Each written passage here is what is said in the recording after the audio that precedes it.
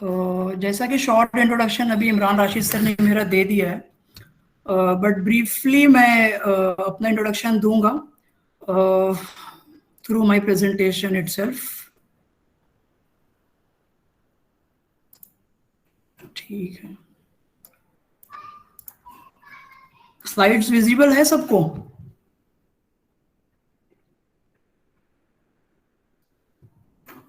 Yes sir, हाँ visible है, दिख रही है।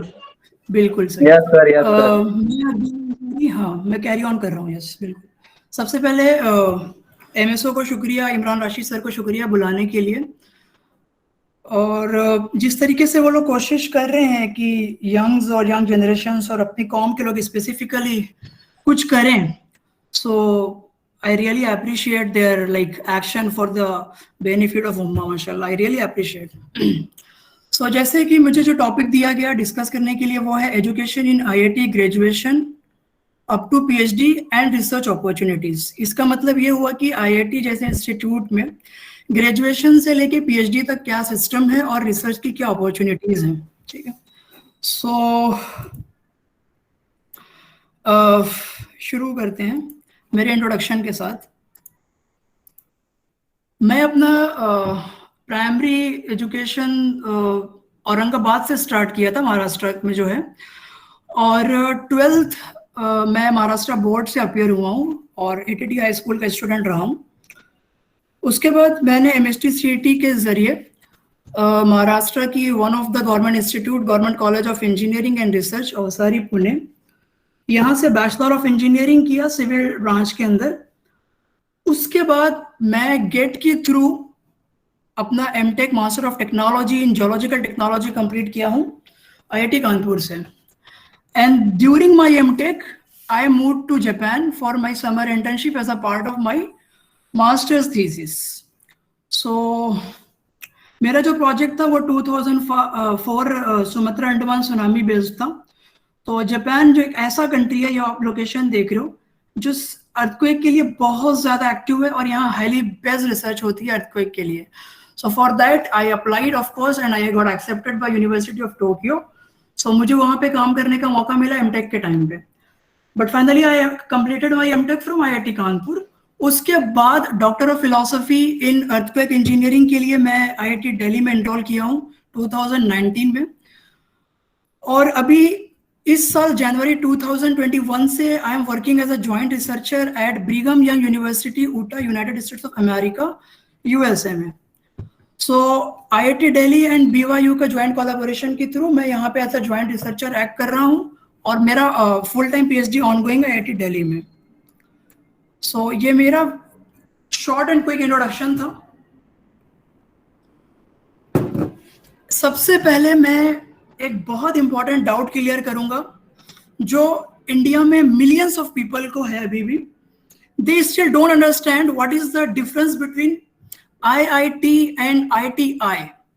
सो ये बहुत ही कॉमन इशू है, अल्फाबेट पे नहीं जाना है आपको लेवल पे जाना है। So IIT stands for Indian Institute of Technology. Indian Institute of Technology एक ऐसा इंस्टीट्यूट है इंडिया का जो कि इंडिया में पैदा होने वाले, मैं समझता हूँ हर बच्चा एक ड्रीम परमानेंट रखता है या टेम्पररी रखता है। अगर वो ग्रेजुएशन कर भी लेता है उसके बाद भी उसके दिल में एक आरजू रहती है कि काश मैं आईआईटी देख सकता हूँ। सो इसकी रीजन सिर्फ ये है कि आईआईटी में सीट्स बहुत लिमिटेड है, एप्लीकेंट्स बहुत ज्यादा है, एग्जाम का टफनेस लेवल बहुत ज्यादा है। सो अगर आप मुझे स्टैटिस्टिक्स की बात करोगे तो हर साल 10 से 11 लाख लोग बीटेक, एमटेक, पीएचडी सब मिला के आईआईटी के एग्जाम्स में अपियर होते हैं और सिलेक्शन सिर्फ 10,000 का है। सो अगर आप रेशियो लोगे तो आप समझ सकते हो कितने में से कितने लोग का हो रहा है। सो उसमें फिर डिफरेंट सेक्शंस है, इंजीनियरिंग है, साइंस है। बहुत सारे लोगों को ये भी लगता है कि आईआईटी में शायद सिर्फ इंजीनियरिंग के एंड टेक्नोलॉजी के ही कोर्सेज होते हैं, ऐसा नहीं है। आईआईटी रिसेंटली साइंस मतलब बीएस एमएस प्रोग्राम भी स्टार्ट किया है, bachelor of science in research, master of science in research. So इस टाइम इंडिया में टोटल 23 आईआईटीज हैं right from IIT Delhi, Mumbai, Kanpur, Kharagpur up to IIT Jammu, Goa, etc. IIT Jammu, Goa ये सब third generation की new IITs है, बिल्कुल अभी 2016 में स्टैब्लिश हुई है. अगर हम पुरानी टॉप 5 IITs की बात करें तो उसमें है आपकी IIT Delhi, IIT Madras, IIT Mumbai, IIT Kanpur and IIT Kharagpur. तो ये टॉप 5 IITs है जिसको फर्स्ट जनरेशन IIT बोलते हैं. उसके बाद कुछ IITs है that are called as second generation IITs और Jammu Goa these are known as like your third generation IITs. So ऐसे कोशिश की गई है कि हर स्टेट में एक एक IIT दी जाए. So इसके बाद भी इस टाइम 23 IITs है. इसका ये मतलब हुआ कि अभी भी कुछ स्टेट्स नॉर्थ ईस्ट साइड में बची हुई हैं जहां पे अभी न्यू IITs शायद आनी है. सो गवर्नमेंट का ये टारगेट है कि विद टाइम एक एक IIT को मतलब हर स्टेट में दिया जाए. सो IIT सबसे पहली खड़गपुर वेस्ट बंगाल में हुई थी जो सबसे पुरानी IIT मानी जाती है. उसके बाद टाइम बाय टाइम IITs इन्होंने बढ़ाया है. यस, IITs को बोलते हैं इंस्टीट्यूट ऑफ नेशनल इंपॉर्टेंस या फिर द ब्रेन ऑफ इंडिया. इसको ब्रेन ऑफ इंडिया क्यों बोलते हैं? Why we are calling it as brain of India? सुन के बहुत ज्यादा एक्साइटेशन होता है, oh my God what is this brain of India. But क्यों बोल रहे हैं brain of India? Brain of India इसलिए बोल रहे हैं कि अगर आप एक मिल्क का ग्लास लेते हो तो उसके ऊपर जो लेयर होती है that is the most important thing and that is your cream layer. So पूरे इंडिया के जितने स्टूडेंट्स हैं उसमें जो क्रीम है ऊपर का that has accepted by IITs, may be IIT Delhi, Mumbai, Kanpur, whatever it may be. So इसलिए इसको ब्रेन ऑफ इंडिया कहते हैं. और फिर 4 साल 5 साल में IIT सिस्टम में स्टूडेंट्स को ऐसा पॉलिश करते हैं ताकि वो एकेडमिक हो, रिसर्च हो या इंडस्ट्री हो, कुछ भी हो, उसके लिए वो बेस्ट ऑफ द बेस्ट मतलब IIT प्रोडक्ट्स साबित होना चाहिए. So that's why we called IIT products as brain of India. उसके बाद अभी हम लोग कनेक्टेड हैं through which platform? Google Meet. Google Meet is a part of Google. Google is a well known USA based company. आज हम लोग एक एक चीज कर रहे हैं through Google. Do you know who is the CEO of Google? सबको पता है, अक्सर न्यूज़पेपर में सुनते हैं, द मिस्टर सुंदर पिचाई जी. इन्होंने कहां से एजुकेशन हासिल किया? इन्होंने अपना एजुकेशन हासिल किया है IIT खड़गपुर. अभी जस्ट कुछ मिनट्स पहले मैंने डिस्कस किया ना कि ये इंडिया का पहला IIT है, एस्टैब्लिश्ड इन 1951. उसके बाद हम देखते हैं कि IIT से और कौन लोग पढ़े हैं. ये देखिए, ये है इंफोसिस के चेयरमैन नारायण मूर्ति साहब. इन्होंने अपना एजुकेशन हासिल किया है IIT कानपुर. ये मेरे सीनियर है, मैं इनको सीनियर गुरु मानता हूं क्योंकि मैं भी IIT कानपुर से अपना मास्टर्स किया है. उसके बाद आगे मूव करते हैं. ये है वेल फेमस, अगर आप लोगों में से बहुत सारे लोग आर्ट्स के होंगे और लिटरेचर में इंटरेस्ट रखते होंगे तो उनको पता होगा कि is Chetan Bhagat, very famous writer in India and of course in Asia continent. Chetan Bhagat ने बहुत सारी बुक्स लिखी हैं. ये खुद एक इंजीनियर है लेकिन इसने अपना प्रोफेशन लिटरेचर में एक्सटेंड किया है. Is from IIT Delhi. उसके बाद अगर हम कुछ पॉलिटिकल पीपल की बात करें तो लेफ्ट पे आप देख रहे हो जो फोटो, ही इज मनोहर पारीकर. ये एक्स डिफेंस मिनिस्टर इंडिया के रहे हैं, गोवा के CM भी रह चुके हैं. इन्होंने अपना एजुकेशन हासिल किया है IIT बॉम्बे से जो कि अपनी महाराष्ट्र में है. उसके बाजू में देख रहे हो मिस्टर सुब्रा सुरेश, ये प्रेसिडेंट है इस टाइम ननयांग टेक्नोलॉजिकल यूनिवर्सिटी सिंगापुर में, जो कि अपना एजुकेशन कंप्लीट किया है IIT मद्रास से. सो जब हम लोग ऐसे लोग को, हम लोग बीइंग एन IIT स्टूडेंट जब खुद देखते हैं तो बहुत प्राउड फील होता है और एक अंदर से एक आउटस्टैंडिंग लेवल का मोटिवेशन हमको मिलता है कि yes these are the products of IIT. Awesome. ये देखिए, इनको कौन नहीं जानता इंडिया का. अगर आप 4 साल का प्राइमरी स्टूडेंट को भी बोलोगे ना what is rocket, what is ISRO, उसको भी आज पता चल गया है. और उसने भी इनका फोटो देखा है. Mister Sivan, he is from IIT Mumbai. इसको कौन नहीं जानता है? Very famous, most active, dynamic person, mister IIT of India. इसके बाद अगर हम मेरी अपनी जहां मैं स्टडी कर रहा हूं IIT दिल्ली की बात करें, पॉलिटिकल पॉइंट ऑफ व्यू से किरण बेदी जो कि एक्स गवर्नर रही है पौंडीचेरी UT की. उसके बाद अगर हम बैंकिंग या फाइनेंस सिस्टम की बात करें तो रघुराम राजन, हमेशा न्यूज में रहने वाले, ये गवर्नर रहे हैं रिजर्व बैंक ऑफ इंडिया के, जहां से हमारा करेंसी निकलता है। इसके बाद आईआईटी दिल्ली के और स्टूडेंट्स की अगर हम लोग बात करें तो मिस्टर सचिन बंसल। फ्लिपकार्ट हम लोग हर एक अल्टरनेट डे पे शॉपिंग कर रहे हैं फ्लिपकार्ट से, अमेजोन पे, हर एक को पता है व्हाट इज फ्लिपकार्ट, कितना बड़ा मार्केटिंग कर रहा है, कितना बड़ा चेन है इसका, कितना बड़ा मैनेजमेंट है, but who is the founder आज तक हमें पता ही नहीं, हमने कभी सोचा ही नहीं। सो आज देख लो, इसका चेयरमैन है सचिन बंसल, जो कि आईआईटी दिल्ली से। इंडिया में पिछले 5 से 10 सालों में जो स्टार्टअप्स और न्यू कंपनीज स्टार्ट हुई है, उसका एक क्विक मैं सिंबल ऊपर दिया हूं फर्स्ट सेशन में। जैसे पेटीएम है, बैजू है, उड़ान है, हाइक है, ये हम लोग डेली सुनते हैं, ओला है। These are new startups, new company, new generation companies in India, जिसके बेस पे आज हमारा जीडीपी डिसाइड होता है, हमारे कंट्री का इकोनॉमी डिसाइड होता है। इस 30 कंपनी में से 15+ company has been founded by IIT Delhi alumni. Alumni का मतलब होता है कि IIT Delhi के pass out students and community people. So इसमें से 15+ कंपनीज ऐसी है जो IIT Delhi स्टूडेंट्स ने खुद फॉर्म की है। यहाँ पे बात खत्म नहीं होती। इसके अलावा अगर हम को फाउंडर ऑफ फ्लिपकार्ट की बात करें, Binny Bansal from IIT Delhi, Yashish Dayal की बात करें, पॉली बाजार IIT Delhi, मिस्टर पाने चुलेत की बात करें, Quikr very famous IT based company, इसके फाउंडर भी IIT Delhi, Pankaj Chadha Zomato, जिसको खाना है वो फोन उठाता है, जोमेटो से ऑर्डर करता है, बट हमें पता ही नहीं who is the co-founder of Zomato. Co-founder is mister Pankaj Chadda, is from IIT Delhi 2007 batch. इसके अलावा Vinod Khosla, Ranu Vora, Alok Mittal, these are very famous people of the country. Tata capital MD Raju Sabarsal, IIT Delhi 1987 batch. Pankaj Vermani, founder of Clovia, जो कि लाइक लेडीज गारमेंट का एक बहुत बड़ा brand है। So he is from IIT Delhi. So you will ask me कि sir they have engineers, they have did their degree in graduation, तो ये क्या?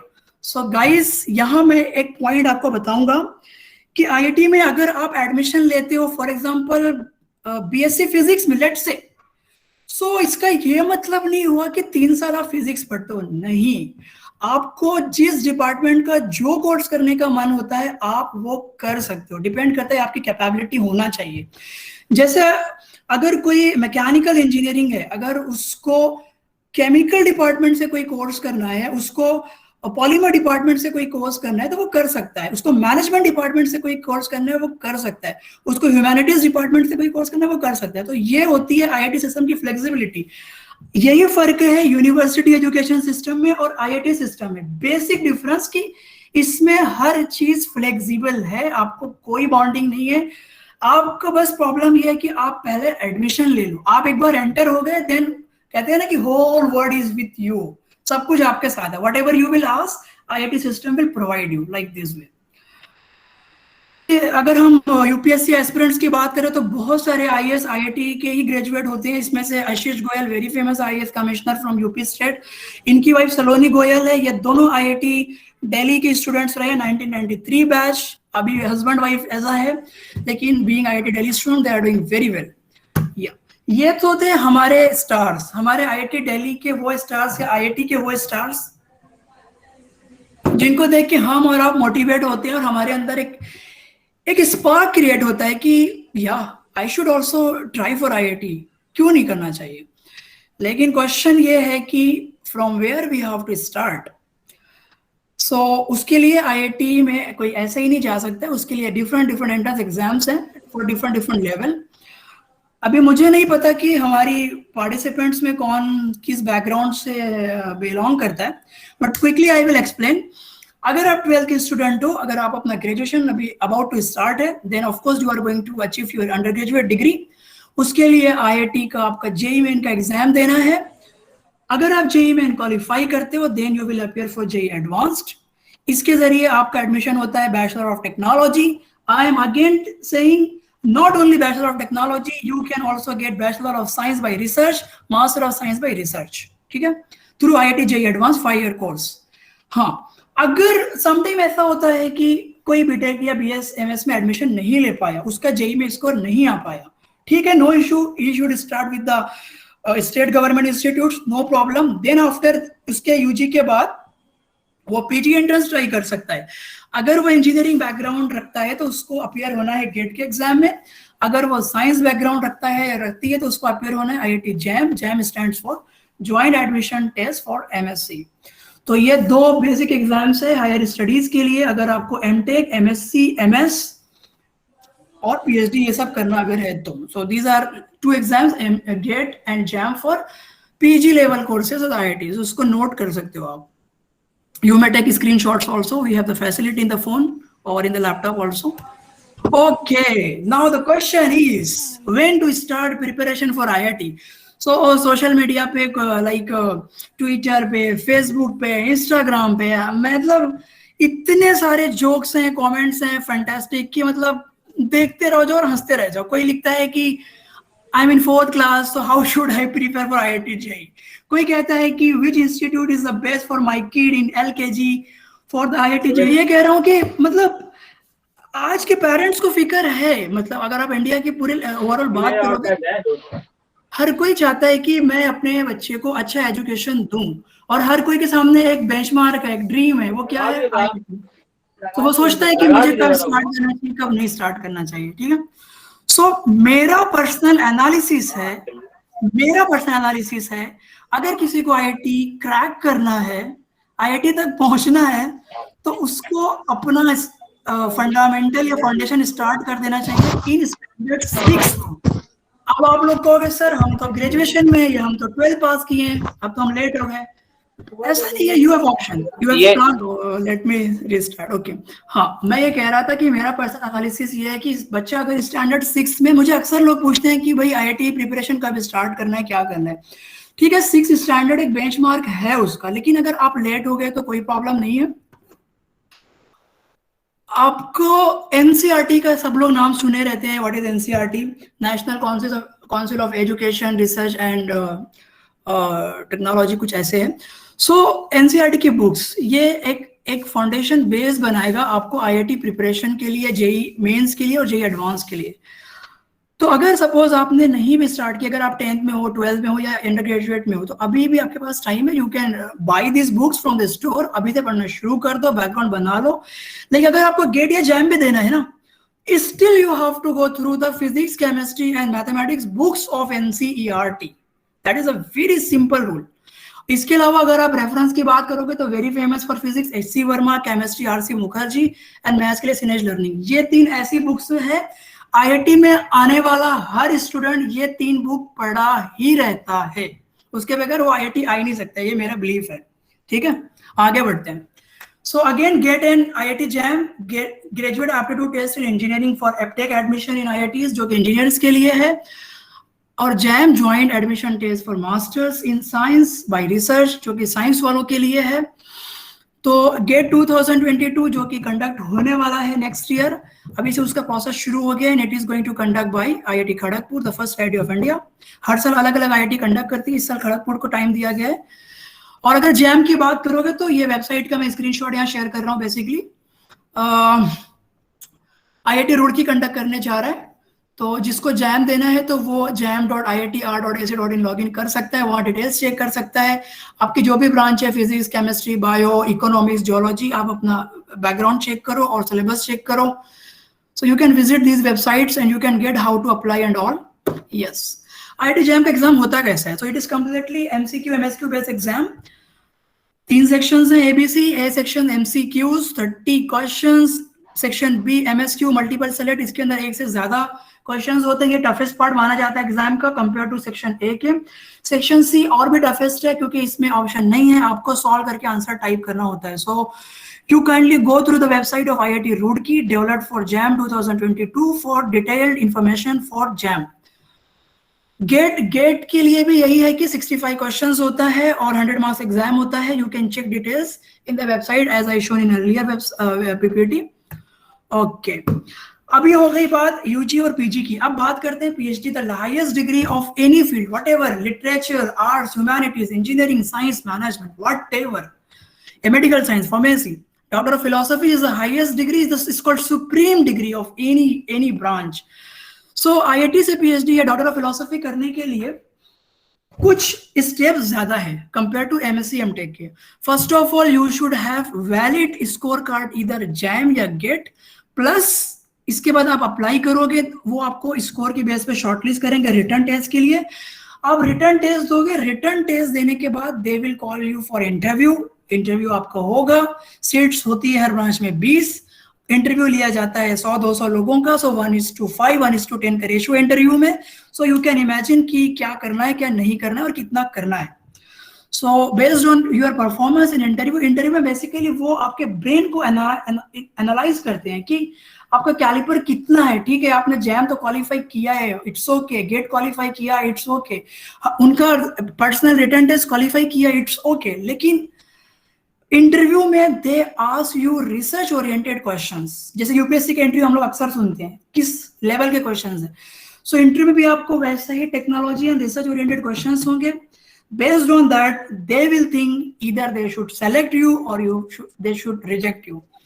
सो अगर आप मेरी बात करोगे तो for my masters I got accepted by IIT Roorkee in Kanpur, but I choose Kanpur. In my PhD time, I applied to 3 top IITs, Delhi, Kanpur and Roorkee, and Alhamdulillah, I got accepted by all 3 IITs. But my choice was IIT Delhi being top institute, so I selected IIT Delhi. So आपका अगर एक से ज्यादा में भी हो सकता है तो आप एक सेलेक्ट करके आगे बढ़ सकते हो। ओके, या what is the benefit? Benefit ये है कि बहुत सारे लोग को लगता है, पेरेंट्स को स्पेशली, कि हायर स्टडीज में पैसा लगेगा, ये वो XYZ ब्ला ब्ला। मेन चीज है कि हाँ ठीक है, financial problem, funding issues XYZ, तो इसके लिए ministry of education, government of India अपना बहुत बड़ा पैसा लगा रहा है फॉर हायर एजुकेशन। हम लोग को लगता है कि गवर्नमेंट कुछ नहीं कर रही है, लेकिन ऐसा नहीं है, बहुत बड़ा पैसा, जीडीपी का बहुत बड़ा पार्ट अभी भी मिनिस्ट्री का इस एजुकेशन में लग रहा है, रिसर्च में, डेवलपमेंट में। आज IIT इंटरनेशनल लेवल पे टॉप 70, टॉप 100, टॉप 150 में क्यों रैंक ले पा रहा है? क्योंकि उनकी रिसर्च है, they have shown their self capable to stand with the international institutes because of their ongoing research sponsored by, supported by Ministry of Education, Ministry of Human Resources, Government of India. तो scholarship 50 to 60,000 per month देते हैं ये लोग PhD वालों को। इसके लिए different sources है लाइक CSIR, DST, इंस्पायर, आप एनीवन के थ्रू जा सकते हो। अगर आप मेरा पर्सनल बात करोगे तो मेरा MHRD की स्कॉलरशिप है, और जो कि अब इन्होंने नाम बदल दिया है, now they are known as ministry of education. तो अगर आप साइंस के हो तो CSIR, इंस्पायर भी ट्राई कर सकते हो।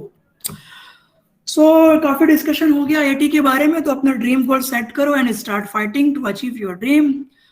रिसर्च एंड टेक्नोलॉजी की बात करें तो IIT में मतलब माइंड ब्लोइंग रिसर्च हैपन होती है, जिसकी वजह से मतलब हम लोग डे टू डे न्यूज में खुद देखते रहते हैं, आर्टिकल्स आते रहते हैं हर फील्ड के, लाइक वो इंजीनियरिंग हो, साइंस हो, मैनेजमेंट हो, और इंजीनियरिंग में वो mechanical engineering, artificial intelligence, machine learning, कुछ भी हो। जैसे मैंने बहुत सारे न्यूज के कलेक्शंस जमा किए, ये सिर्फ आप देख रहे हो 2 दिन पहले, 2 घंटे पहले की न्यूज है, क्विक न्यूज मैंने आपको दिखा रहा हूँ। सो IIT मद्रास ने रिसर्च किया है पर्टिकुलर पोल्यूशन डिपॉजिट्स के ऊपर, recent research. IIT Hyderabad quick research में शो कर रहा हूँ बायोब्रिक के ऊपर। So they are working in every field, every domain. Covid के लिए IIT दिल्ली ने बहुत अच्छा रिसर्च किया है, RT-PCR किट डेवलप करने में हेल्प किया है, वैक्सीनेशन पे अभी भी काम हो रहा है। दूसरी मेन चीज, IITs का बाकी इंस्टीट्यूट के साथ एक कोलैबोरेशन होता है, जैसे इसरो के साथ, अगर इंडिया की बात करें, बाग के साथ, एम्स के साथ, तो ताकि डिफरेंट बैकग्राउंड के साइंटिस्ट जब एक साथ काम करते हैं तब एक आउटस्टैंडिंग और नोटेबल रिसर्च आउटपुट हमको मिलता है। सो अगर एक इंजीनियर और एक डॉक्टर जब मिलके काम करता है तब जाके बायोमेडिकल इंस्ट्रूमेंटेशन में कोई टॉप क्लास रिसर्च हो पाती है। So that's why IIT has very good collaboration with national as well as international institutes and organisations. So अगर हम कोविड-19 की बात करें तो फैंटास्टिक रिसर्च जैसे एम्स में हो रही है, ICMR में हो रही है, इसके साथ साथ IIT लगा हुआ है। Top IITs Delhi, Madras, Mumbai, they are doing very well. उनके पास अपना खुद का बायोटेक्नोलॉजी डिपार्टमेंट है, बायोमेडिकल डिपार्टमेंट है, बायो इंजीनियरिंग डिपार्टमेंट है। So they are doing research. अगर आप मेरे पर्सनल रिसर्च की बात करोगे, so I am the person who is working in the field of national disaster, तोड़ फोड़, बट कुदरती आफत लाइक अर्थक्वेक, सुनामी, अगर आप मेरे मास्टर्स लेवल की बात करोगे तो मैंने 2004 सुमात्रा अंडमान सुनामी को मॉडल वगैरह किया है, जिसका कुछ स्क्रीनशॉट यहाँ पे आप देख भी सकते हो।